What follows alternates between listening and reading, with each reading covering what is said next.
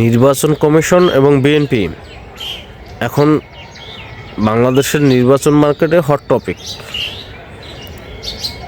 একদিকে নির্বাচন কমিশন বিভিন্ন ক্যান্ডিডেটকে আচরণবিধি লঙ্ঘনের অভিযোগে শোকজ করতেছে, ওদিকে নির্বাচন কমিশন সে নিজেই কারো যৌথ নাগরিকত্ব আছে তাকে নির্বাচন করার সুযোগ দিতেছে, কারো ব্যাংক খেলাপি ঋণ আছে সেই ঋণ খেলাপি তাদেরকেও নির্বাচন করার সুযোগ দিতেছে। আবার বলতেও আছে ভাই ব্যাংকের টাকাটা ফেরত দিয়ে এবার নির্বাচন করার সুযোগ দিলাম।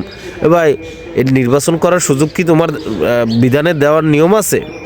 নির্বাচন কমিশনের যে রুলস অ্যান্ড রেগুলেশন সেখানে কি এইভাবে নিয়ম আছে যে তুমি একজন ঋণ খেলাপিরে তুমি নির্বাচন করার সুযোগ দেবা আর তারে বলবা ব্যাংকের টাকাগুলো দিয়ে দিয়েন?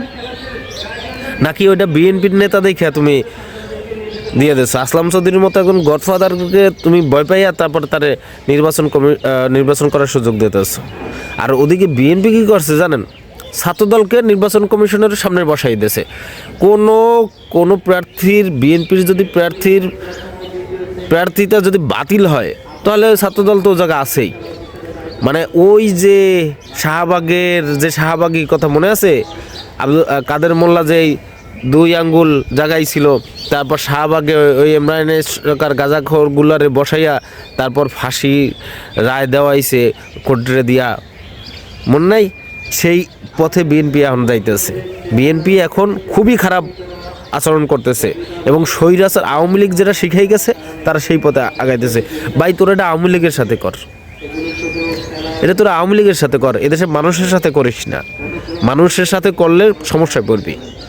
এই দেশের মানুষ চুপ করে থাকবে,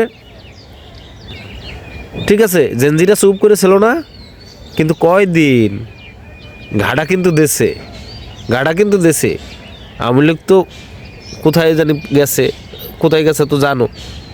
তোরা যাবি কই ভাই? তোদের যাওয়ার জায়গা কই?